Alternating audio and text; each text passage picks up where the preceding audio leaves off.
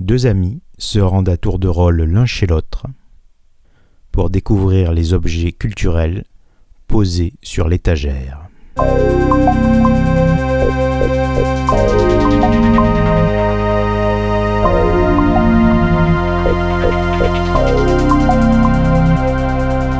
Car la décadence rongeait chaque jour davantage l'empire des Arconides, le grand empire, jadis maître des trois quarts de la galaxie. Les peuples jusque-là soumis proclamaient leur indépendance et ne perdaient pas une occasion d'attaquer un adversaire faiblissant. Et je pense qu'il a fallu aller faire les courses 2-3 fois avant que j'ose dire à ma mère ou que j'ose prendre le volume et le mettre dans les courses. Directement dans les courses. Entre la margarine et les yaourts.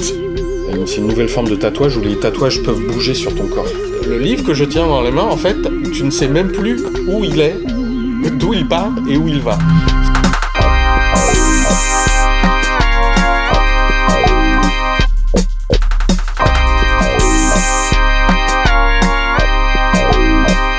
Là, le bouquin te tombe des bras et tu te dis, il n'y a absolument aucun moyen que ça s'améliore dans les 180 prochaines pages. Je me souviens, il y a une petite scène de sexe entre un terrien et une extraterrestre qui effectivement me moustillait. Qui est tombé au bon moment. Il y a une vocation pacifiste déjà. Voilà, bon après quand il faut cogner, il cogne. Hein. Et c'est die größte Science-Fiction-Série.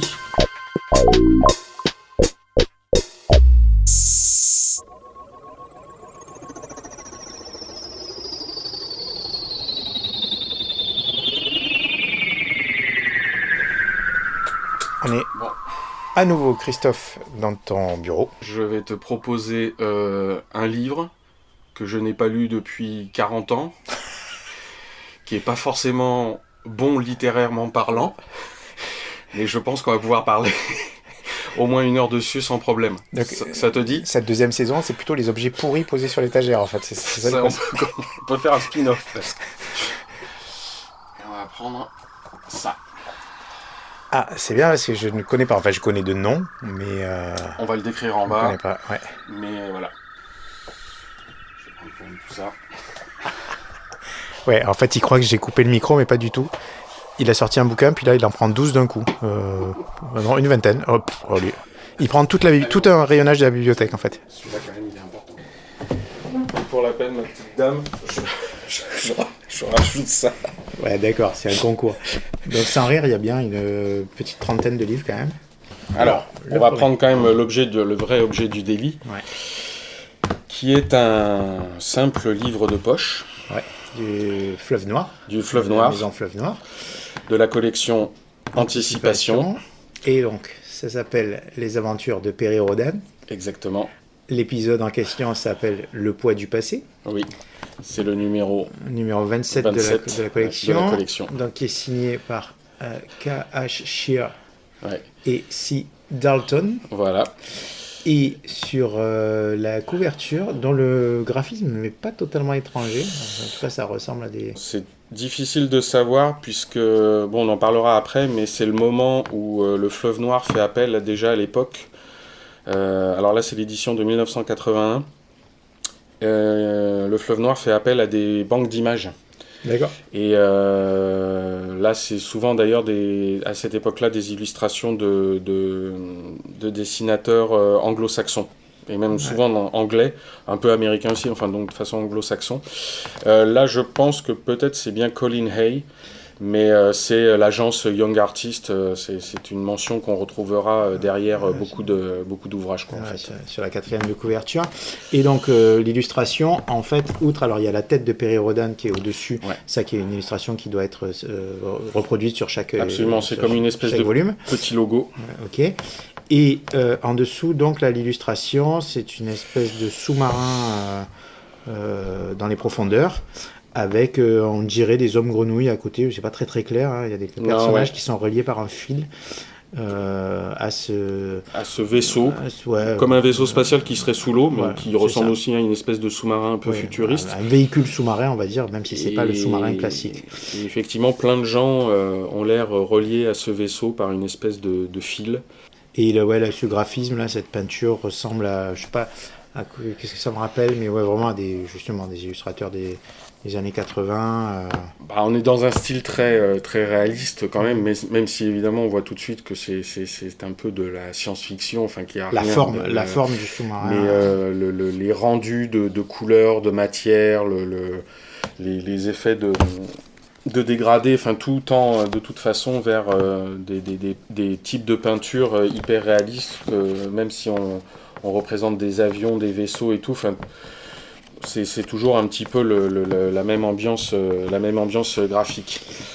Et Je pense que ça vaut le coup, effectivement, de lire la 4e de couverture, parce que ça va évidemment donner tout de suite la tonalité de ce dont on parle. oui, puis tant qu'à décrire l'objet, autant profiter de toutes les informations qu'il y a dessus. Donc, le petit résumé de 6 lignes sur la 4e de couverture dit ceci. Depuis plus de 30 ans, les météorologues avaient pris le climat sous contrôle et, par des chutes de pluie savamment orchestrées, avaient transformé le désert de jadis en plaine fertile et verdoyante. Je ne songeais pas sans effroi à ces grandioses réalisations, fruit de l'ambition obstinée de cet homme qui avait été, et n'aurait jamais dû cesser d'être, un pilote parmi d'autres, un Américain sans importance. Tadam!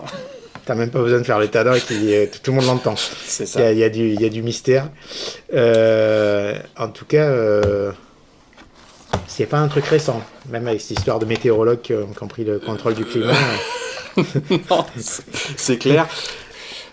Oui, alors là, on est dans une édition de 1981. Ouais. La première fois où j'ai acheté ce livre, eh bien oui, c'était ces années-là. Peut-être c'était un petit peu plus tard, 82, peut-être maximum 83. Et à l'époque, ce genre de livre de poche, alors là on est vraiment dans ce qu'on appelle la littérature populaire, mais ce livre-là, je l'ai même acheté dans un supermarché. Ok. Même pas une librairie, tu vois. Ok. Et comme c'était le supermarché, c'était l'un de ceux où, avec ma mère surtout, on allait faire les courses. Et genre, évidemment, on allait un petit peu de temps en temps dans les mêmes supermarchés. Donc celui-là, je l'avais un peu zioté avant, dans une espèce de carrousel où il y avait plein de livres, tu sais. Tu l'avais repéré. Je l'avais repéré. Pour sa couverture. Qu'est-ce qui alors, t'a attiré vers... Effectivement, tout de suite la couverture, ouais. Tu connaissais pas du tout les aventures de Perry Rhodan? Pas du tout. Et effectivement, je commence à m'intéresser à la science-fiction, ça commence un peu à me passionner. Je pourrais plus me souvenir si j'avais lu déjà peut-être même des classiques comme Ray Bradbury, Chroniques martiennes ou ce genre de choses. Oui, parce que là, tu avais 10-11 ans, quoi. 10 ans. Ah oui, 11 ans au maximum, même si c'était l'année d'après, tu vois. 12 ans grand maximum, entre 10, 11 et 12 ans. Et donc oui, alors peut-être, cette couleur bleue, parce que là tout donne un ton assez monochromique sur bleu tirant sur le verre bouteille un peu. Très sous-marin. Qui se raccorde avec un bleu un peu plus bleu ciel du scaphandre de la tête de Perry Rhodan qui sert de logo un petit peu en haut de couverture. Enfin, je sais pas, il y a quelque chose qui m'a attiré dans cette couverture. Puis, entre le titre, si tu veux, le poids du passé, et puis cette espèce de gigantesque vaisseau qui a l'air comme ça de peser en sous-marin. Il y avait, je sais pas, il y a quelque chose qui a dû profondément m'hypnotiser. Et je pense qu'il a fallu aller faire les courses 2-3 fois avant que j'ose dire à ma mère ou que j'ose prendre le volume et le mettre dans les courses. Directement dans les courses. Entre la margarine et les yaourts, tu vois, genre en mode ça passe. C'est comme ça que j'ai plongé dans les aventures de Perry Rhodan. Je pense que j'ai évidemment lu la 4e de couve, et cette espèce de contrôle du climat, et puis ce personnage mystérieux, puisqu'on comprend, je pense assez vite, que ce pilote parmi d'autres, un Américain sans importance, il s'agit justement effectivement de Perry Rhodan. Et ça va être le début d'un début entre guillemets de collection que je n'achèverai jamais parce que tu vas très vite comprendre. Mais dans la foulée, j'ai effectivement commencé à partir de l'épisode 27, et donc j'ai le 28, La Citadelle cachée, le 29, Les Traquenards du temps, le 30, Delos a disparu. Je lirai aussi la 4e de couve de Delos a disparu parce que presque en fait les 4e de couve c'est ce qu'il y a de mieux. Mais pourquoi tu la lis pas tout de suite? Alors si tu veux je peux la lire tout de suite. J'avais prolongé à l'époque jusqu'à l'agonie d'Atlantis, mais tu vois, entre-temps, on a perdu la couverture à cause de tous les déménagements. J'ai eu aussi, pas longtemps après, je crois que celui-là, c'était même un cadeau de ma sœur. Voilà. Tu vois, 83, 14 mai 83, offert par Sophie. Je fais un coucou à ma petite sœur. Prisonnier du plasma. Alors, tu vois, c'est pas la même présentation. Il n'y a pas marqué Perry Rhodan sur la couverture. Non, voilà. On a toujours nos deux auteurs. On a cette fois la collection. Il fait bien partie de la collection. Ah oui, bien sûr. Là, il n'y a plus la numérotation des épisodes. C'était bien aussi un épisode de Perry Rhodan. Ma sœur avait dû remarquer que j'avais que j'avais commencé un petit peu à lire cette série. Et elle m'a très gentiment offert un volume. Je n'aurai jamais la collection intégrale des Perry Rhodan. Pour la simple et bonne raison que Perry Rhodan est une série de science-fiction allemande. Et c'est die größte Science-Fiction-Serie, c'est-à-dire la plus grande série de science-fiction, car aujourd'hui, la série continue en Allemagne.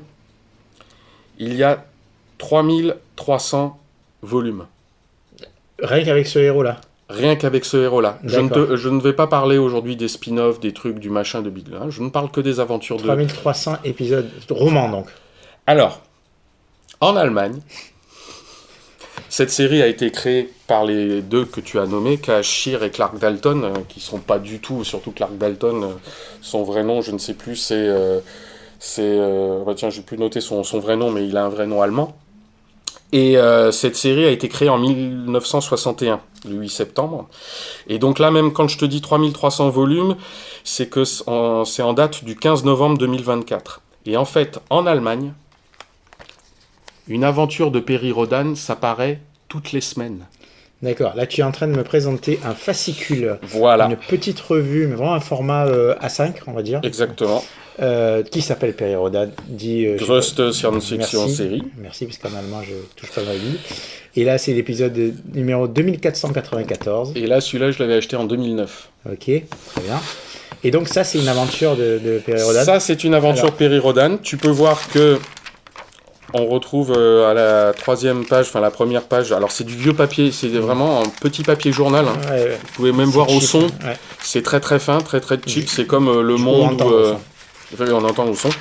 Et je constate que ce n'est plus le même auteur, puisque peut-être que nos deux auteurs ont lâché l'affaire, je sais pas. Non, c'est que très vite, de toute façon, quand tu comprends qu'il faut sortir et tu vois qu'il y a quand même... Alors c'est sur chaque page A5, il y a 2 colonnes. Ouais. Il y a quand même pas une centaine de pages, ça s'arrête à 63. Mais en fait, très vite, au début, K.H. Scheer et Clark Dalton créent la série. Chacun a un petit peu son rôle. Il y en a un qui est plus sur les personnages, l'autre plus sur les intrigues. On ne va pas rentrer dans les détails. Mais très vite, évidemment, comme ça devient un énorme succès en Allemagne, ils n'hésitent pas. Ils font appel aussi à d'autres écrivains qui, de temps en temps, écrivent un petit épisode. C'est l'ancêtre des séries télé. Scheer et Dalton sont les showrunners, en fait. Et effectivement, tu peux venir écrire ton épisode de Perry Rhodan du moment que tu respectes la charte, le canon, comme on dit, la Bible. Ou la Bible, le canon, les personnages, et que tu te glisses dans le moule du style des aventures de Perry Rhodan, qui, on va le dire aussi très vite, c'est vraiment du space opéra hyper classique, un peu tendance Star Trek. Les fans de Perry Rhodan m'en voudront pas trop si je résume ça comme ça, parce qu'il y a un côté aussi très un petit peu humaniste dans ces aventures-là. Donc ils ont aussi très vite, ils font appel à un pôle d'écrivains extérieurs, et tout au long des années, ce pôle ne va cesser de se renouveler, parce que c'est vraiment une institution en Allemagne. Hein. Là, il y a eu une fois... Si on en est à l'épisode 2500, en 2000 et quelques, il n'y a pas, si à prouver quoi que ce soit. Voilà, c'est très clair. Et ce qui est amusant, c'est qu'en France... ça ne va arriver que... Alors, il y aura un petit décalage au niveau des années, mais nous, effectivement, on n'aura pas une publication en petits fascicules qu'on trouve chez les marchands de journaux toutes les semaines. Mais, en fait, dans chaque volume, tu as 2 fascicules. Ah, ils vont coller ensemble 2 histoires. Exactement. Et donc, tu le vois ici, sur la page numéro 4. Ouais, les titres... Les titres allemands, par exemple, l'ouvrage que j'ai, Le poids du passé, est en fait constitué de 2 petits fascicules que je t'ai montrés, dont l'un était écrit à l'époque par K.S. Schirr, qui était Festung Atlantis, la citadelle Atlantis, et l'épisode suivant était Der Robo-Spion, le robot espion. Il est signé Clark Dalton, celui-là. Et celui-là, il est signé Clark Dalton. Et ici, au milieu de le roman, tu as bien la séparation aussi. C'est-à-dire que chaque roman, il y a 2 parties. Ouais, c'est indiqué première partie, deuxième partie. Toi qui les as lus, est-ce que c'est cohérent ? Parce que ce sont 2 fascicules qui n'ont pas forcément la même narration, le même univers, le même univers, oui, parce que c'est le même héros, mais... Je te rassure, au niveau stylistique, oui. Tu ne vois pas la différence. Non, c'est pas là-dessus que je m'inquiétais, c'est sur l'histoire. Non, en fait. C'est pas 2 parties d'une même histoire, en fait. Alors, normalement, c'est censé se suivre. Tu vois, c'est l'épisode à l'époque, c'est deux épisodes qui sont censés se suivre. Là où on atteint une zone qui va devenir franchement, disons, bizarre, et là, c'est pas du tout pour l'accuser, c'est que la traduction est de Jacqueline Osterath, qui va être en charge de ce travail de traduction pour l'introduction de la série en France. Le seul problème de tout ça, et ça ne va pas te surprendre, c'est que il va y avoir énormément de coupes, et au niveau traduction, c'est un peu aléatoire des fois, sans aller forcément vérifier le texte en allemand dans le texte original, mais c'est qu'on se rend compte même à la lecture des épisodes les uns mis à la suite des autres, que des fois il y a des espèces de sautes dans le temps qui sont pas très claires, et qu'effectivement on a affaire clairement et nettement des fois à des coupes, à des résumés, et donc en fait le livre que je tiens dans les mains n'est absolument pas de K.S. Schirr et Clark Dalton presque, tu vois, enfin, on pousse, mais évidemment c'est presque un boulot de refonte totale. On le voit presque ici dans le début de la deuxième partie, L'espion de l'espace, le robot espion, où il y a une espèce de petite intro là, et quand on la lit, et qu'on vient de quitter juste l'épisode d'avant, le Festung Atlantis, on a presque l'impression qu'il y a des infos qui n'étaient pas dans l'épisode d'avant. Donc c'est très bizarre. Tu l'es. Des robots gigantesques, exécuteurs des basses œuvres d'une civilisation décadente. Je vous appelle Golem. Des monstres de métal, vaincus par Acton, au pouvoir magique, et Stella, le meilleur pilote spatial de tout l'univers, fidèle sujet de l'empereur des étoiles. Commandant du vaisseau impérial, je vous ordonne d'arrêter le flot du temps. Des flottes de vaisseaux de guerre spatiaux, d'une technologie qui dépasse l'imagination terrestre, vont s'affronter dans des combats sans pitié. Des métropoles interstellaires vont être détruites. Le rêve se confond avec la réalité. C'est la première fois que je conduis un engin de cette taille. Énergie au maximum maintenant. Nous devons arriver d'un seul bond au cœur des étoiles. Vous découvrirez des armes nouvelles d'une terrifiante efficacité.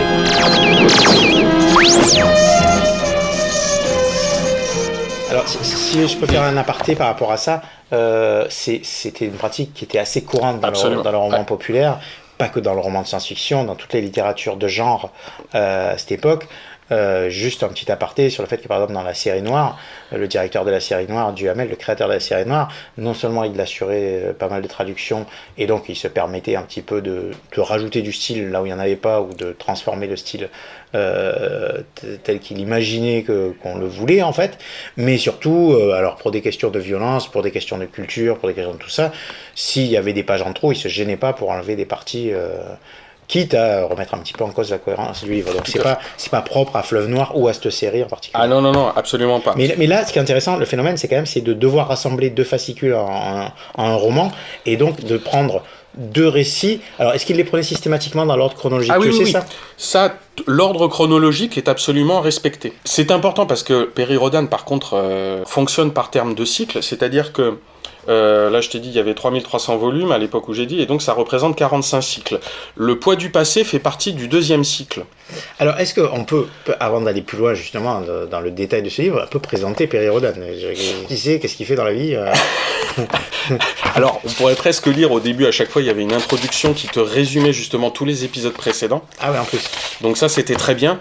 Le premier cycle, pour faire très très simple, parce que littérairement parlant, il y a une certaine forme de limite. Là, c'est plus la nostalgie qui parle, et plus qu'autre chose. On va juste lire les premières lignes. Lorsque la première fusée lunaire lancée de Nevada Fields par les Américains atteignit notre satellite, sous le commandement du Major Perry Rhodan, celui-ci découvrit l'épave d'une nef étrangère, un croiseur d'exploration des Arconides, armé pour la recherche d'une mystérieuse planète dont les habitants possédaient, croyait-on, le secret de l'éternelle jouvence. Rhodan s'allia avec les Stellaires et, grâce à la supériorité de leurs armes et de leurs moyens techniques, imposa au monde une paix durable en créant les États-Unis de la Terre. Voilà. Mais le croiseur naufragé avait émis des SOS qui, captés par des races intelligentes non humaines, les attirèrent à la curée. Car la décadence rongeait chaque jour davantage l'empire des Arconides, le grand empire, jadis maître des 3/4 de la galaxie. Des peuples jusque-là soumis proclamaient leur indépendance et ne perdaient pas une occasion d'attaquer un adversaire faiblissant.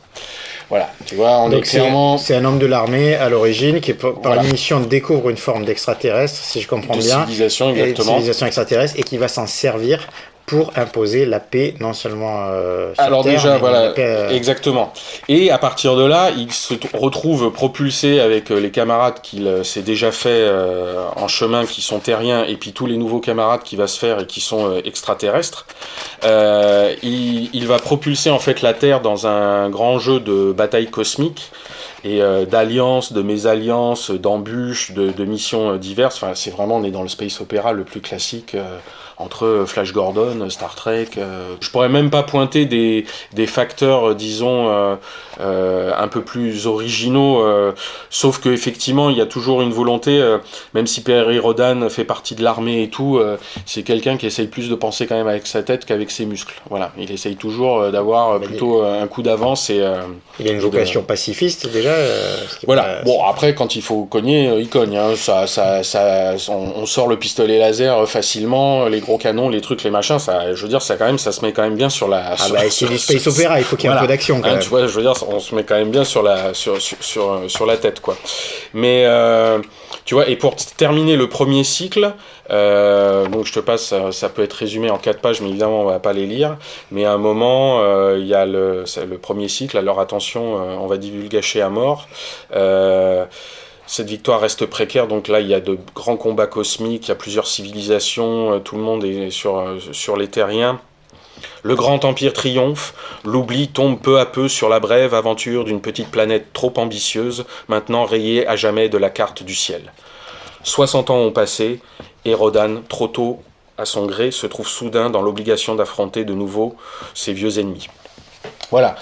Fin du premier cycle, il arrive à faire croire que la planète Terre en fait a été détruite par tous les ennemis qu'elle s'était faite au cours du premier cycle d'aventure. Mais en fait, évidemment, tout le monde va se rendre compte que c'était une supercherie et on est reparti pour un grand tour de grand 8.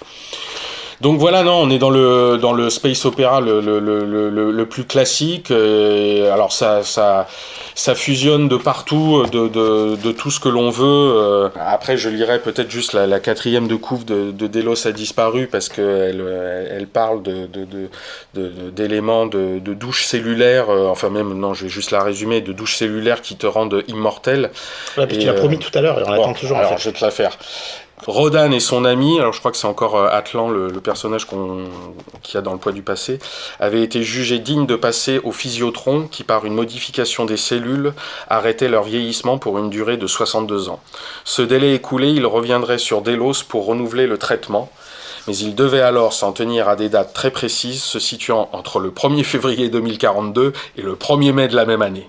S'ils dépassaient cette dernière date, ils se verraient en quelques jours ramenés à leur âge véritable, 2 vieillards plus que centenaires, un pied déjà dans la tombe. Et Delos avait disparu. Aïe. Voilà, parce que Delos est une planète errante qui bouge tout le temps. Bon, voilà. On est vraiment dans la littérature populaire et dans le space opéra le plus classique.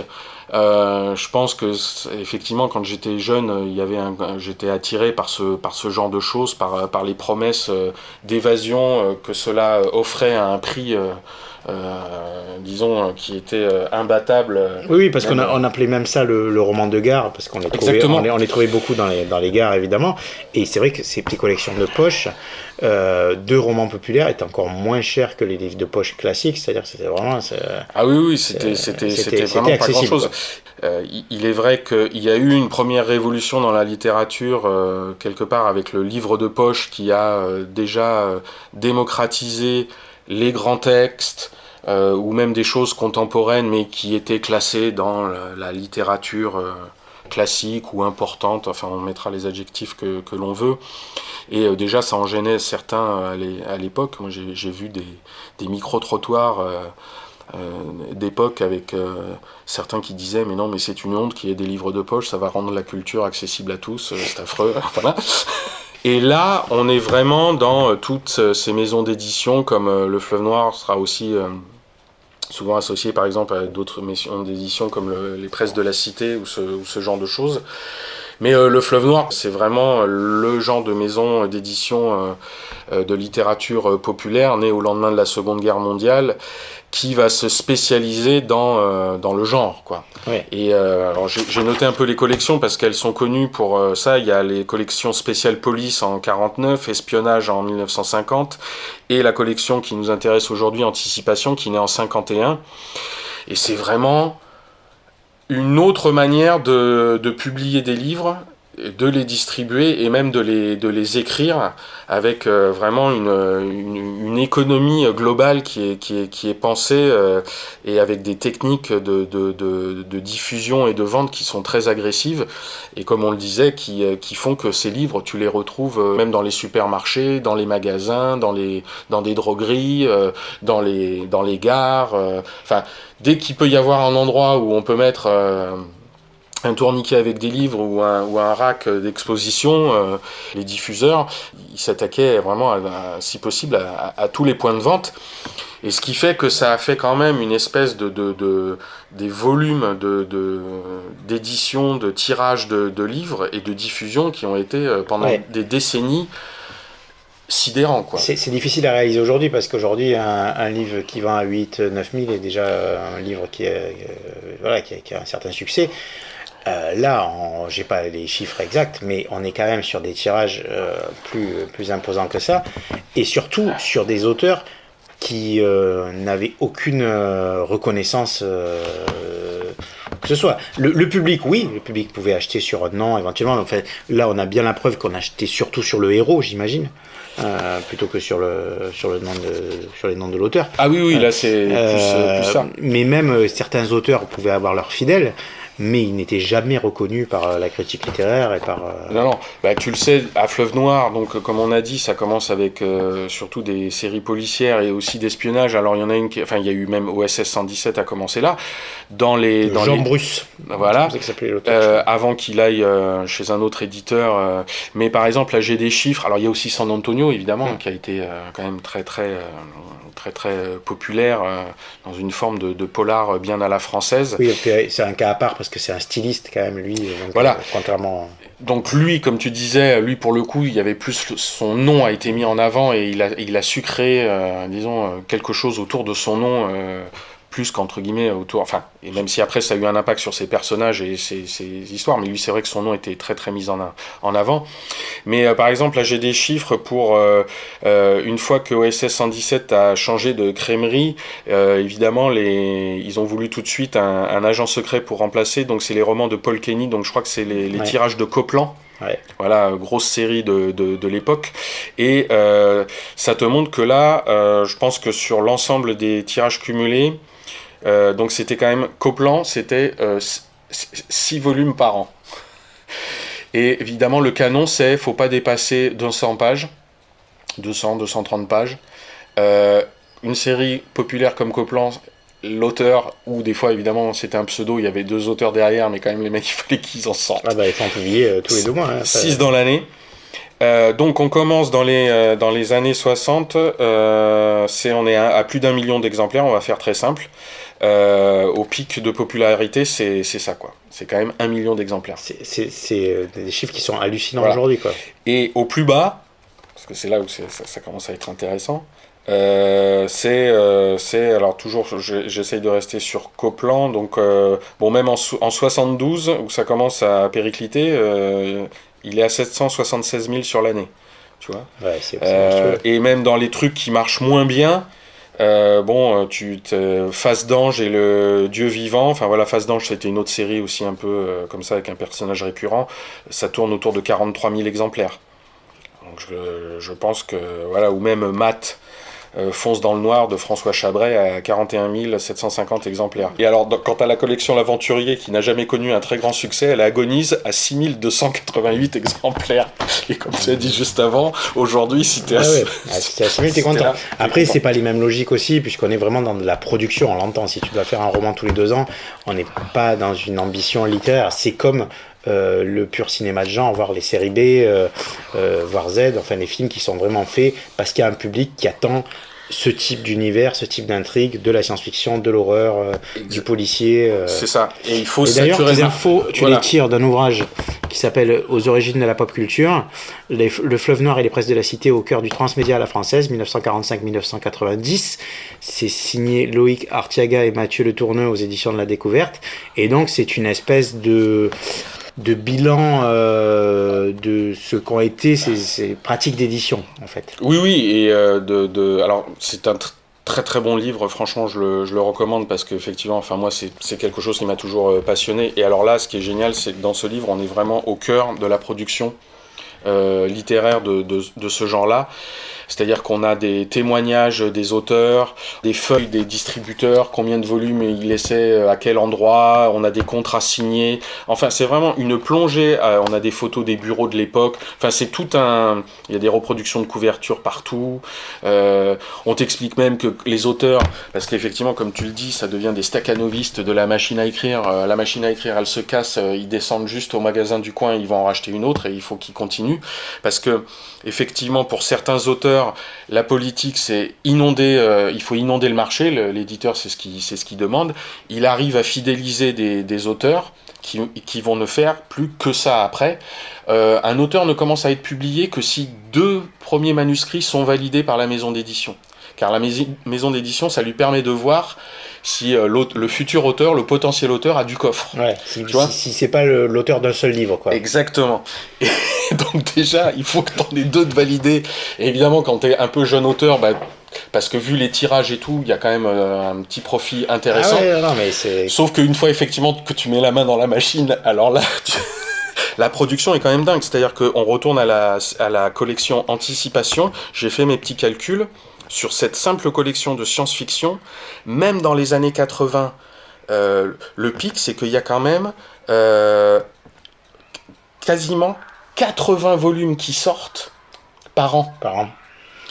Donc, il y en a un voire 2 par semaine presque. Ouais, entre 1 et demi. Il y en a 6 par mois, ouais, c'est ça. Tu vois, et en plus, là, c'est quand même les années où ça commence un peu, disons, un petit peu à baisser. Mais ils sont encore sur leur volume d'antan. Parce que d'ailleurs, oui, c'est bien d'en parler. Parce qu'aujourd'hui, en fait, ça n'existe quasiment plus. Alors, j'ai vu qu'ils avaient quand même essayé de relancer les SAS. Alors, les SAS, là, on est dans un truc encore plus crapoteux. Alors, SAS, c'est les trucs d'espionnage. Parce que je pourrais te citer très sexué. Gérard de Villiers. Oui, voilà. Qui va devenir effectivement un énorme acteur et qui va faire du mal à toutes ces maisons d'édition parce que petit à petit il va tellement avoir de succès qu'il va lui-même créer sa propre structure. Et alors là, comme tu l'as dit, c'est plus que racoleur. Là, il y a des verbatim de Gérard de Villiers. Là, c'est pas du tout post-MeToo. Hein. Là, il faut être très très clair. C'est ça. En fait, le truc coche toutes les cases. C'est-à-dire que politiquement, en plus, ça parle. SAS, c'est un agent comme James Bond, international. Il se retrouve. Alors, les volumes, c'est à chaque fois, ça parle de pays où il y a des guerres, où il y a des révolutions et tout ça, de vrais pays. Et politiquement, c'est quand même à la truelle, quoi. Il y a pas beaucoup de nuances. Non, très peu. Il y a un petit fond colonialiste quand même. Même tu peux aller dans un gros fond colonialiste. Et puis alors, effectivement, au niveau genre, les personnages féminins, c'est de la viande, quoi. C'est clair. Et puis de toute façon, toutes les couvertures de la collection, c'était des femmes quasiment dénudées. Avec des famas dans les mains, ou des mitraillettes, ou des femmes nues et des bâtons de dynamite.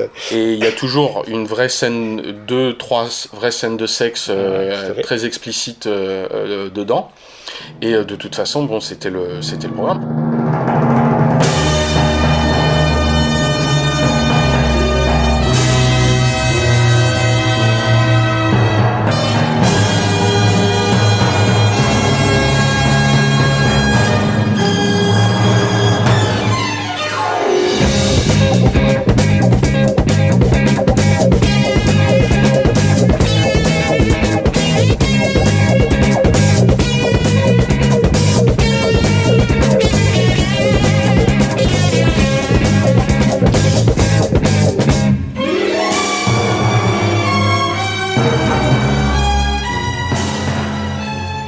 On parle de ces séries spéciales police, espionnage, anticipation, mais certaines, évidemment, au bout de 10 ans, 15 ans, commencent un petit peu à s'essouffler. Forcément, il y a 4-5 agents secrets, tout le monde se copie un petit peu au niveau du style. On ne permet pas totalement aux auteurs d'avoir justement du style. Il faut des phrases courtes, il faut des phrases directes. Ça peut être un bien, mais c'est vrai que si en plus tu as un cahier des charges à côté à respecter au niveau des scènes d'action, des pays à visiter ou de ce genre de choses, si t'as pas vraiment un énorme talent, ça peut être compliqué. C'est pour ça qu'aussi, c'est vrai, dans la science-fiction, il y a eu, je trouve, même si j'ai pas beaucoup exploré les autres collections, il y a eu des tentatives, parfois au niveau purement littéraire, qui étaient beaucoup plus intéressantes. Le dernier numéro de la collection Anticipation, c'était le numéro 2001, et c'est un très bon auteur français qui s'appelle Roland Wagner, qui l'a écrit, et ça s'appelle L'Odyssée de l'espèce. Voilà, pour boucler la boucle, c'est quand même assez... Sur le 2001, c'est sur pas le mal. 2001, c'est pas mal. Oui, non, pour tu l'as le... lu ? Non, celui-là, non, je l'ai pas lu. J'aimerais le trouver déjà. Roland parce Wagner, que, c'est un bon auteur, c'est un bon écrivain de science-fiction. On risque un jour d'en parler. Et oui, tout ça pour dire que il y a quand même après une possibilité dans la science-fiction. Il y a eu... Moi, je trouve que c'est ça qui est génial dans cette collection Anticipation. Alors, c'est vrai que c'était pas à travers Perry Rhodan que j'ai pu m'en rendre compte, mais c'est beaucoup plus tard, en explorant cette collection par le menu, que en fait, il y a eu plein de jeunes auteurs français qui ont pu commencer dans cette collection-là et qui sont devenus des grands noms de la science-fiction. Pendant longtemps, dans Anticipation, au tout début, tu parlais du bord politique de Gérard de Villiers. Ouais. Et effectivement, il y a toute une partie des auteurs de science-fiction d'un peu du début qui était effectivement plutôt du côté bien à droite. Bien réac. Bien réac. Et à l'arrivée des années 60 et surtout à la fin des années 60, il y a eu une espèce de lutte interne où ces auteurs-là avaient effectivement fait les belles heures d'anticipation au début, quand les couvertures étaient faites par René Branton, qui faisait des peintures qui étaient assez jolies. Ouais, et donc, d'ailleurs, on peut dire que les bouquins de cette époque sont plus recherchés pour leur couverture que pour leur contenu éditorial. Non, mais c'est exactement ça. Parce qu'il n'y a pas longtemps, j'en ai lu un des tout premiers. J'ai pas dépassé le chapitre 2, quoi. C'est-à-dire que vraiment, là, le bouquin te tombe des bras et tu te dis, il n'y a absolument aucun moyen que ça s'améliore dans les 180 prochaines pages. Et il y a eu effectivement toute une espèce de guerre interne entre les vieux auteurs réac qui commençaient à s'essouffler et les éditeurs qui, eux, cherchaient à vendre des volumes. Et comme il y avait eu des révolutions dans le polar, avec l'arrivée de Manchette, ce genre d'écrivains qui ont essayé à un moment de rénover un petit peu le polar à l'ancienne ou le polar à papa, il y a eu la même chose dans la science-fiction. Et là, effectivement, c'est plutôt la frange de gauche et des gauchistes qui ont commencé à venir, comme... alors, pas forcément Pierre Barbet, qui est peut-être le deuxième livre que j'ai acheté après Perry Rhodan, Les Charognards de Snienne. En fait, je te coupe parce qu'on est parti à fond, mais en fait, tu as choisi ce livre parce que c'est une rencontre dans ton enfance, mais c'est pas l'intérêt littéraire que tu es en train de C'est ce que je t'ai dit au début. d'évoquer. Et ça nous permet d'arriver à... C'est vrai que ce pauvre Perry Rhodan, d'en avoir lu plusieurs, à part me distraire à l'époque, qui est déjà une énorme qualité, quand même. C'était déjà une énorme qualité. C'est vrai qu'on sentait que, comme on le disait tout à l'heure, il y a un tel traficage des textes en eux-mêmes que même quand tu es jeune, tu te rends compte un petit peu que des fois ça saute. Tu vois, ou que même au niveau du style, il y a des trucs qui n'ont pas l'air de fonctionner, quoi. Chose je rapprocherais d'autres expériences littéraires que j'ai eues notamment et que la science-fiction dont la science-fiction a pu souffrir et tout, c'est aussi des fois le problème des pauvres traducteurs à qui on demandait de traduire des choses dans des conditions des fois qui n'étaient pas idéales pour faire du bon travail, que ça soit encore la rapidité avec laquelle on leur demandait de traduire les œuvres et tout, et qui fait que, comme en plus des fois c'est de la science-fiction aussi, c'est peut-être pas évident, c'est moins évident à traduire qu'un simple roman policier, où là effectivement, ce qu'il y a de beau des fois dans Perry Rhodan, c'est l'invention des mots, comme toujours en science-fiction. C'est qu'évidemment pour parler d'un objet qui n'existe pas, ou là tout à l'heure on disait le physiotron, oui bon voilà, c'est ce genre de vocabulaire qui subitement en un mot te fait voyager à l'autre bout de la galaxie. Les personnages évidemment ont tous des noms à coucher dehors, et tout ça effectivement participe du plaisir de la lecture, surtout quand tu es jeune, et que tu peux à peu de frais te procurer des heures d'évasion de cette façon-là. Mais c'est vrai que en soi, j'ai essayé de les relire, tu vois, des fois, et puis au fur et à mesure, j'ai même chopé le numéro 1, tu vois, Opération Astrée, le numéro 2, et numéro 2 qui s'appelle La Terre a peur. La Terre a peur. C'est terrible. Roger Gitel. La France a peur. Je crois qu'on peut le dire ce soir. La France a peur. Bah non, c'est la Terre a peur. Et à chaque fois que je me replonge dans Perry Rhodan, ça marche de deux paragraphes. Et au bout du troisième, tu vois, je décroche un peu. Et par contre, ce qui est marrant, c'est qu'il m'aura fallu 40 ans pour que je comprenne un truc qui était sous mes yeux et que je n'avais pas compris. C'est que en fait, comme je pense que le Poids du passé, Perry Rhodan, c'est le premier fleuve noir que j'ai acheté. Donc comme je te disais après, c'était Pierre Barbet, Les Charognards de Snienne. Donc Pierre Barbet, je me souviens, il y a une petite scène de sexe entre un terrien et une extraterrestre qui effectivement me moustillait qui est tombé au bon moment. Je me suis dit, mon Dieu, qu'est-ce que c'est mais surtout, là, j'avais compris que Pierre Barbet était français, mais je ne sais pas pourquoi dans ma tête, j'étais persuadé, au début, donc dans mes jeunes années, je suis resté, à part celui-là de Pierre Barbet, je suis resté que sur des Perry Rhodan en fleuve noir, et il m'aura fallu des décennies pour comprendre qu'en fait, l'intégralité de tous les autres volumes n'ont été écrits que par des auteurs français. La seule série étrangère dans les 2001 volumes, alors en fait il y en a 2002 parce qu'il y a un hors-série pour être précis, la seule série qui est étrangère, c'est Perry Rhodan, et qui est allemande. Ah, du coup, il n'y a pas d'anglo-saxon non plus. Il n'y a pas, alors sauf erreur de ma part, mais il n'y a pas d'anglo-saxon. Et il n'y a donc pas si longtemps, j'ai commencé à faire vraiment une exégèse de... J'ai voulu découvrir quels étaient tous ces auteurs, parce que j'ai eu à un moment une espèce de... Pendant longtemps, j'ai lu souvent des auteurs étrangers et tout, puis à un moment, je me suis dit, mais en fait, nous, on a fait aussi beaucoup de choses, et je commence à me plonger depuis maintenant 10-15 ans vraiment dans les auteurs de science-fiction français, et j'ai beaucoup de choses à rattraper. Et c'est là où je disais tout à l'heure qu'il y a effectivement des auteurs qui ont été importants, comme Michel Jury, comme Serge Brusselot, je pense que tu connais. Là on est chez des bons écrivains, des grands écrivains. Michel Jury, il n'y a pas longtemps, j'ai lu Les Sommeurs d'abîme de Serge Brusselot. Alors là, même si des fois il y a des défauts, il y en a que j'ai même, je fais des petites chroniques comme ça sur Internet des fois, il y en a qui sont toujours ratés.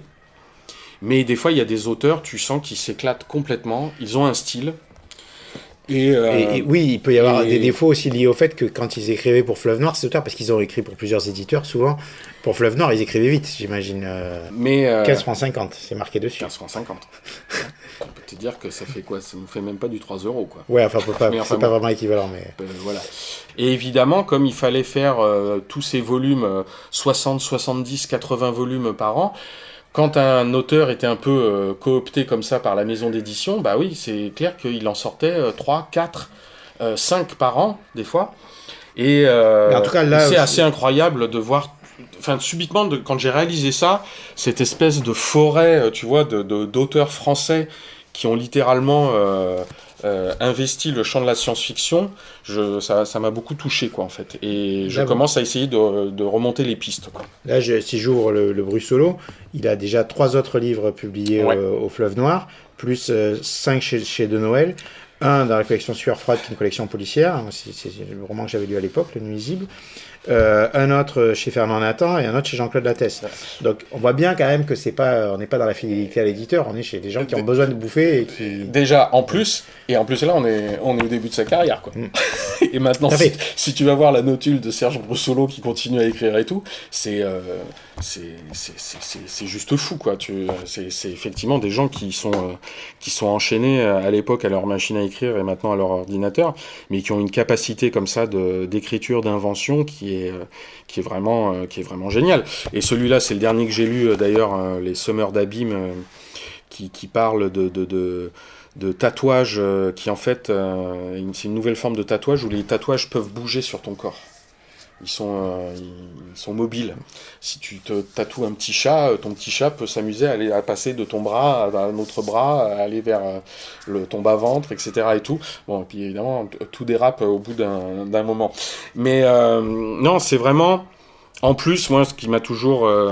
pour revenir à Perry Rhodan et tout ça, c'est aussi effectivement, comme on disait tout à l'heure, c'est que je trouve qu'il y a une espèce de promesse dans ces livres-là, dans ce type de littérature, entre les titres, les typos, les dessins. Ouais, déjà. Et je trouve que tout était parfait, quoi. Je peux t'interrompre là-dessus. Les titres, déjà, moi, littérature de science-fiction, c'est déjà un premier rapport. Évidemment, les couvertures, ça fait rêver si on aime l'univers...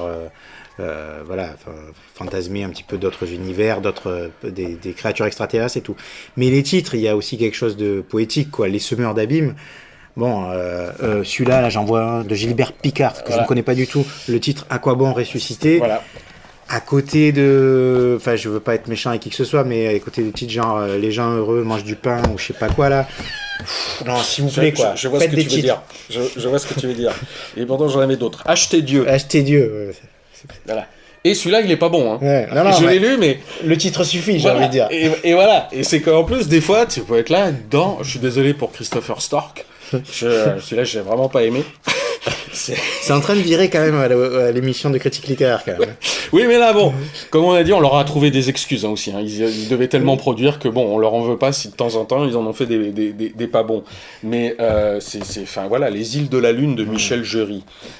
Alors, oui, autre chose. Je reviens quand même là, pour le coup, à Perry Rhodan, parce que mais moi, ce qui, alors, moi, m'a complètement mis en transe, et c'est là où je suis encore un grand gamin, parce que même à mon âge avancé, je ne m'en suis toujours pas remis. C'est peut-être que tu vas le repérer toi-même. Le poids du passé. Les méduses de Mouffard. Tu m'arrêtes sans je crois que j'ai compris. Alors, c'est pas le cas de tous. Non, au début, non. Mais après ce sera tout le temps. Les recrues pour le Régent. Ok. Vous y êtes. Et la citadelle cachée. Tu l'as trouvé tout seul ou quelqu'un t'a pointé? Je ne sais plus. Les traquenards du temps, etc. Évidemment, nous sommes dans l'allitération, la répétition des consonnes dans une suite de mots rapprochés. Et surtout les initiales des mots, surtout. Oui, alors évidemment. Traquenards du temps, citadelle cachée, recrue Régent, méduse Moffard. Ok. Le sérum de survie, le prisonnier du plasma. Ça, c'est un coup du traducteur ou de la traductrice. Ah oui, tout à fait. Parce que c'est pas totalement. Le titre original. Non, totalement. Je te dis, nous sommes dans un livre qui n'existe pas, en fait, avec Perry Rhodan. C'est le livre que je tiens dans les mains, en fait, tu ne sais même plus où il est, d'où il part et où il va. C'est ça qui est d'une certaine manière prodigieux. Je crois qu'à l'époque, au bout du 3e que j'ai acheté, je me suis dit, tiens, il y a un truc qui me plaît là, mais j'arrive pas à mettre le doigt dessus. Alors, j'ai trouvé, et je crois que c'est là où j'ai appris le mot. Ou en demandant à ma mère ou à mon père, il n'y a pas un mot pour dire, c'est marrant, il répète la même consonne au début des 2 mots du titre. Et moi, c'est bête, mais tu vois, rien que ça je ne m'en remets pas presque. Ouais. C'est pas pourquoi. On est impressionnable à peu de frais, mais ça veut dire que quelque part, même si on est dans du roman commercial, c'est ça l'idée, hein, totalement. l'idée de faire il faut remplir des étals parce que ça marche et parce que les gens attendent leur dose de combats spatiaux, de créatures extraterrestres, de mondes parallèles, etc. Il y a quand même derrière des gens qui ont une certaine idée, et par la recherche des couvertures, et par ces trouvailles sur les titres, et certainement pour d'autres raisons, quand même l'idée de fabriquer un objet qui se démarque du reste, quoi. Ouais, exactement, c'est ça. Et puis effectivement, et puis même à peu de frais, avec ce petit effet qui peut effectivement presque paraître un peu bête, un peu répétitif, enfin très répétitif. Même il y a une espèce de forme de connivence. C'était comme une espèce de clin d'œil aussi. On n'est pas dupe non plus de ce qu'on lit, mais on sait où on va. Et puis le jeu. Enfin, moi je trouve que, moi j'ai toujours été très sensible. Et après je peux rapprocher ça d'un autre truc qui est complètement différent, qui est l'Oulipo ou des auteurs comme Georges Perec, et qui justement eux étaient aussi sensibles aux formes de littérature populaire, même s'ils ont essayé de faire d'autres œuvres qui étaient après classées par le milieu comme étant plus nobles ou plus intéressantes ou plus importantes. Mais moi c'est ça que j'aime, c'est cette espèce de... C'est un peu l'Oulipauvre là. Oui, tu as raison.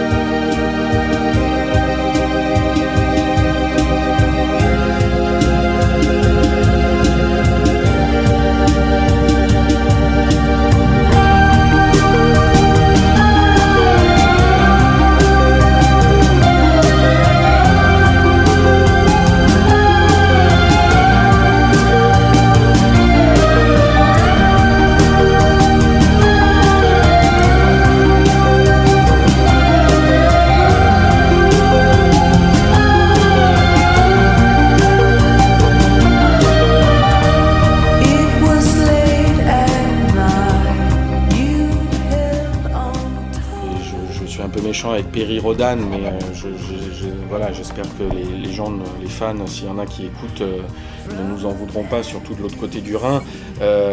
J'ai jamais pu le lire dans la langue de Goethe, parce que même si j'aimais beaucoup cette langue et que je la pratiquais, c'était vraiment trop compliqué pour moi de le lire, de lire même un petit fascicule. J'en avais acheté un à l'époque, même bien avant le numéro 2494, mais je l'ai perdu dans différents... à Cologne, je l'avais acheté le premier. D'ailleurs, c'était le premier truc que j'avais fait en descendant du bus et tout. J'avais cherché un période. Voilà, c'est chercher un période. J'étais presque en pèlerinage. J'ai jamais pu le lire dans les versions allemandes. Mais là encore, ce qui est intéressant dans les versions allemandes, c'est que par contre, comme ce qu'on disait tout à l'heure, c'est que les volumes français réunissent 2 fascicules. Mais ce que feront les Allemands aussi, comme ils sont dans une production hyper intensive de un fascicule de quand même 50, 60, 70 pages par semaine, même avec l'aide de tous les écrivains en plus, il y aura des incohérences d'un épisode à un autre, il y aura des coquilles, des choses qui ne fonctionnent pas, malgré le fait qu'il y a les 2 auteurs aussi qui sont là et tout. Évidemment, la production est tellement intense qu'on ne peut pas éviter certaines formes d'erreurs.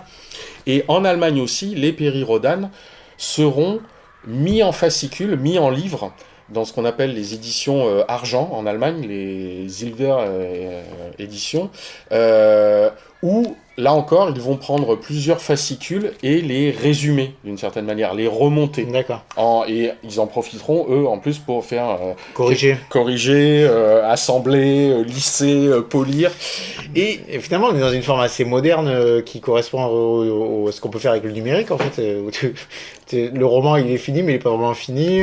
Mais exactement, Yann, mais c'est exactement là où je voulais en venir presque. C'est que derrière tout ça... Alors évidemment, avant, ça se faisait avec des petites mains de partout, mais on est dans le multivers, on est dans les univers, c'est même des jeux vidéo infinis avant l'heure. Il y a une notion de l'œuvre qui ne se termine jamais, qui ne se finit jamais, qui est réadaptée en permanence, qui est restructurée, qui se régénère à foison. Et là aussi, il y a un chapitre intéressant aux origines de la pop culture, c'est que comme tout ça, là encore, c'est des auteurs français et tout, tu as un moment un chapitre qui s'appelle le transmédia, c'est-à-dire que très vite, tous ces ouvrages populaires et tout ont fait l'objet d'adaptations BD, d'adaptations en film. C'est la question que j'avais posée sur Perry Rhodan. Est-ce qu'il existe des films? Est-ce qu'il existe des bandes dessinées? Est-ce qu'il existe des produits dérivés? Alors, très très peu de choses, en tout cas en France, rien de plus que les romans, quasiment. Il y a eu, je crois, quelques BD, il n'y a pas eu de film, non, il y a rien eu pour Perry Rhodan. Par contre, oui, tu le sais, sur Fleuve Noir, sur leurs autres collections et tout, il y en avait dans les BD, tu sais, les petits poches, Haredi, Artima, tout ça et tout. Tout à fait. Et puis OSS 117, avant d'être une œuvre parodique d'Azanavicius, il y a eu des adaptations littérales de certains volumes qui ont très très mal vieilli, enfin qui en même temps qui ont le charme de l'époque, c'est-à-dire que c'est vraiment des trucs années 60, mais comme la parodie le montre très bien, avec quand même une idéologie pas très très défendable aujourd'hui. Et puis même au niveau réalisation, c'était, enfin moi j'en avais chopé quelques-uns. J'en ai revu un il y a pas longtemps. Oui, tu vois même quand même la différence avec un James Bond, quoi. Ah mais clairement, déjà il y a pas les mêmes moyens, mais c'est ça. Mais tu vois quand même à tous les postes, il y a moins de ça, il y a moins de ça, il y a moins de ça. Oui, puis il n'y a pas qu'une question d'argent, il y a aussi quand même un peu une question de talent. Oui. Et puis le souci là encore du détail. Tu vois que quand et même sur le premier James Bond, enfin les premiers où c'était peut-être pas encore la folie des budgets et tout, il y a eu une manière de le faire qui est bien passée, même si c'était un peu ils étaient en train d'inventer un genre, mais c'est vrai que quand tu vois tout est un peu vite fait, pas très bien fait, quoi. Ouais. Ça va un peu trop vite. Après, c'était quand même pour dire que et super BO de Michel Magne, par contre. Ça, au niveau musique, généralement, il pouvait y avoir des bonnes choses. Mais il y a des fois des auteurs, il y en a un que j'ai découvert il y a pas longtemps, qui s'appelle Gilles Thomas, mais en fait c'est une femme. C'est Julia Verlanger. Ouais. Et c'est un livre qui s'appelle Les Ratés. Alors, voilà, Les Ratés, avec un gros vaisseau spatial. Alors, c'est ça aussi le charme des trucs, c'est que dans 80% des cas, la couverture n'a strictement rien à voir avec ce que tu vas trouver à l'intérieur. Aucun rapport. Et je vous le dis tout de suite, dans Les Ratés, il n'est absolument pas question de vaisseau spatial bizarroïde qui passe devant une planète, mais alors vraiment pas du tout. Nous sommes juste dans une espèce de thriller politico un peu mystique qui se passe dans la France des années 70 totalement contemporain, quoi. Il n'y aura pas l'ombre d'un extraterrestre. Ah donc c'est même pas de la science-fiction alors du coup ? C'est juste, il y a des gens qui ont des pouvoirs psychiques. Voilà, c'est le seul élément surnaturel. Par contre, cet auteur, Julia Verlanger, c'est de la bombe. Et sous pseudonyme Gilles Thomas, et il y a des choses sous son nom aussi ? Alors, tout a été réédité, pour te dire que c'est un signe. En plus des gens comme Serge Brussolo qui ont eu des carrières, ou Michel Jury, ou il y en a eu d'autres, ou plus tard même Heyerdahl et Roland Wagner et tout. Mais elle, tout a été réédité chez Bragelonne, tout, l'intégrale. Et alors Les Ratés, pour moi, c'est pas celui-là dont je voulais parler, mais je l'ai pas descendu parce que j'ai descendu assez de livres. Mais c'est surtout qu'elle est très connue pour une première trilogie dont le premier épisode s'appelait L'autoroute sauvage, qui est en fait Mad Max 5 ans avant. Et alors, elle a un style incroyable. Et alors, juste petite pause, enfin, je t'interromps. Elle a été rééditée sous son nom. Oui. D'accord, pas sous son pseudo. Voilà. Là, c'est vraiment intégrale Julia Verlanger, avec tous ces romans qu'elle a sortis, beaucoup au Fleuve Noir, certains chez l'autre éditeur le Masque, voilà. Et super auteur que je vous recommande vraiment chaudement. Autrice pour le coup. Autrice, du coup. En plus pour le coup. Ouais, pour moi c'est très émouvant de tomber là-dessus sur des années après. Même celui-là, Les Ratés, qui est un petit peu pas raté, qui est pas le plus réussi, mais elle a une capacité des fois en une phrase à créer un climat qui est toujours assez. Puis alors elle a un style d'une nervosité, et alors le post-apo version Julia Verlanger et tout, c'est waouh, c'est une école de. Le préquel de Mad Max, ça m'intéresse là. Enfin, oui, bah ça je te le passerai. Et oui, non, pour en revenir peut-être à Perry Rhodan, ça a quand même été effectivement important pour moi. C'est un peu connu par les fans de science-fiction un petit peu en France, mais ça n'a jamais eu une quelconque portée. Il y a eu un reportage qui est très bien, qui est passé sur Arte, qui évidemment a été fait du côté allemand, qui est très émouvant, qui est très très bien, qui te montre à quel point le fandom de Perry Rhodan en Allemagne, c'est pas de la rigolade, et que eux aussi, comme ça a été le tremplin pour toute une vague d'écrivains qui ont fait leurs premières armes en faisant un épisode de Perry Rhodan, puisque même quand les deux auteurs principaux sont morts, en Allemagne, il est évidemment hors de question même que la série s'arrête. Et il y a peut-être eu, oui, ils ont eu peut-être un petit peu plus de BD, alors que l'Allemagne, au niveau BD, c'est vraiment pas trop leur truc. Je crois pas qu'il y ait eu de feuilleton ou de film, là j'ai pas assez cherché. Mais en France, je sais qu'il voilà, il y a quelques fans, mais ça reste vraiment très très confidentiel. Et ça a toujours de toute façon été très compliqué pour même une maison d'édition comme Fleuve Noir, évidemment, de tout traduire, parce que... tu vois, les épisodes de là, l'ouvrage de 81, c'était encore des épisodes des années 60, quoi. Donc je veux dire, le temps de rattraper le retard, tu n'y arrives jamais, en fait, quoi. Oui, puis même une maison qui marche bien comme ça, elle peut pas publier 50 volumes par an de Perry Rhodan, quoi. C'est pas possible. Mais c'est intéressant parce que ça montre, pour moi, ça montre deux choses. Déjà que, alors, tu as déjà répondu à une question traditionnelle qu'on pose en fin d'émission. Est-ce que tu les relis ? Oui, jusqu'au 2e chapitre à peu près, quoi, voilà. Mais ça montre quand même que ça t'a ouvert vers autre chose. C'est-à-dire que d'abord, ça t'a distrait pendant un moment, et c'est quand même précieux de la littérature de pure distraction qui fait rêver, qui fait s'évader et tout ça. Et que si à un moment, tu as un peu vu les rouages et que ça t'a lassé ou je ne sais quoi, ça t'a quand même amené à être curieux dans cette collection d'autres auteurs de science-fiction et au-delà, et j'imagine... C'est ça peut-être le plus important, c'est que... Alors encore une fois, c'est pas tellement Perry Rhodan, mais c'est vrai que ça a été la possibilité de rencontrer une série, de rencontrer des codes, comme on disait, graphiques, enfin voilà, il y avait tout ça, plus le jeu avec la littération et tout, mais que effectivement...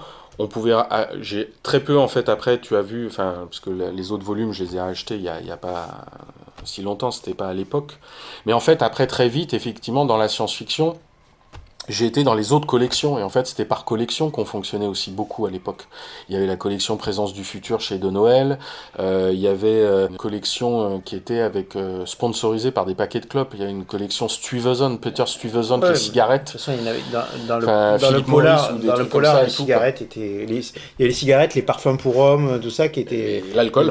Voilà, et qui finissaient par donner leur nom des fois à des collections. Tu vois dans le bouquin Aux origines de la pop culture, tu vois les contrats signés pour le placement de produits dans les romans, et avec les remerciements des gens, merci pour de la page 28 à 29 quand machin se rase avec le nouveau bic jetable, c'était vraiment, ou qu'il fait un truc on le sait moins que dans le cinéma, quoi, que dans le roman aussi, il y a eu, dans ce type de roman populaire, il y a eu du placement de produits. Et là encore, rien de nouveau sous le soleil en fait, presque. C'est qu'aujourd'hui ça a pris d'autres formes, et que c'est effectivement moins présent, même dans la littérature de genre qui existe encore aujourd'hui, évidemment, mais la façon de travailler, la façon d'éditer, enfin beaucoup de choses ont changé, et ça n'a pas la même... Il y a pas le même volume, même si je pense qu'il y a des choses où il y a des volumes importants, mais je pense qu'on n'est pas du tout dans les mêmes façons de fonctionner. Et des fois j'ai un petit pincement de cœur, quoi. J'ai un petit regret dans cette espèce de profusion qui avait, et qui faisait que il y avait à boire et à manger, mais des fois on avait quand même des bonnes choses, justement en allant d'une collection à une autre. Il semble assez clair que tu vas pas conseiller à des jeunes d'aujourd'hui de se ruer sur Perry Rhodan, ça ressemble pas au propos que tu as tenu. Non. Mais par contre, justement, moi c'est le deuxième aspect que je trouve intéressant dans le fait de ressortir ça et dans la manière dont tu en parles, c'est que justement tu as parlé de mercenaires de l'écriture, de personnes qui étaient contraints pour des raisons économiques à produire beaucoup, à se cantonner à des contraintes très très précises, etc. Mais peut-être aussi attirer l'attention justement là-dessus. Alors maintenant, c'est des choses qu'on retrouve, on va dire, plutôt dans les séries télé, où ça existe très très peu, ce type de littérature. Mais non, peut-être ça, cette idée que de notre curiosité dépend aussi la découverte de choses qui sont moins estampillées d'entrée. Attention, ça c'est de la qualité. Là, on est chez des bons éditeurs, là on est dans la bonne littérature, dans la bonne bande dessinée, etc. Et tout. En fait...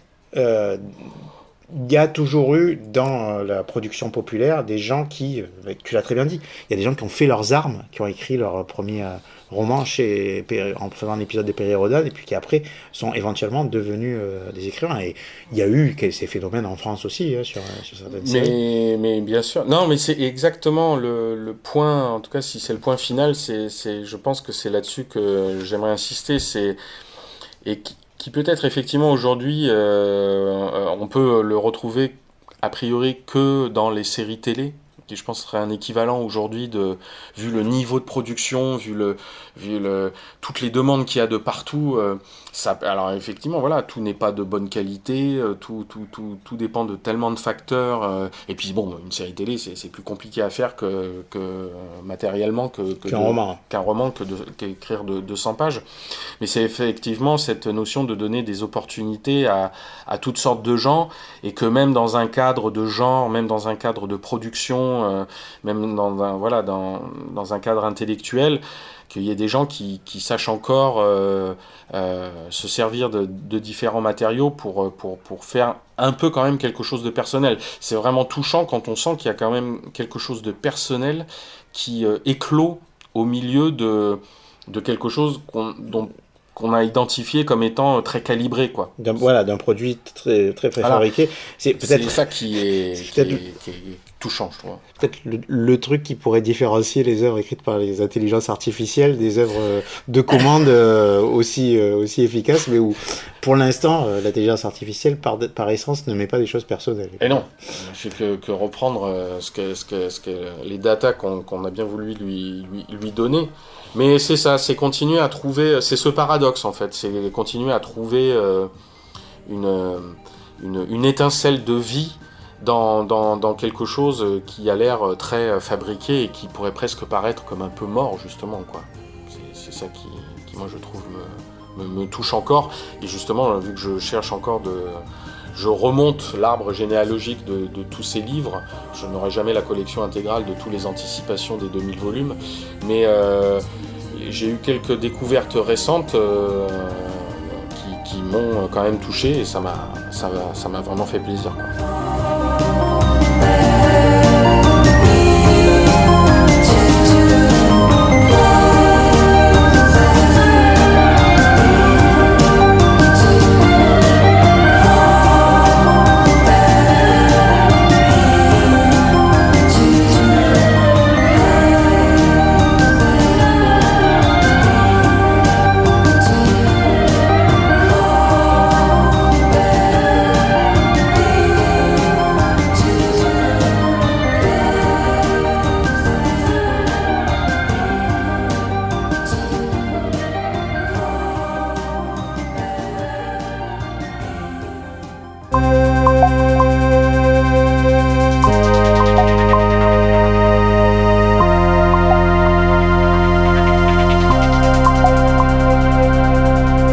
L'étagère, un podcast de Yann Jouvert et Christophe Bauer. Réalisation Yann Jouvert. La musique du générique est signée Off, avec des extraits des BO de Planète Interdite par Louis et Bébé Baron, Cosmos 1999 par Jerry Anderson, de la bande-annonce de Star Crash, Le Choc des Étoiles, et la chanson Space Song de Beach House.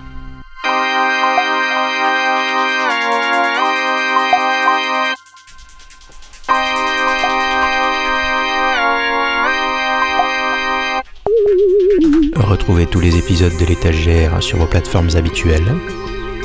Vos commentaires, critiques et encouragements sont les bienvenus sur les Facebook et Instagram, l'étagère podcast.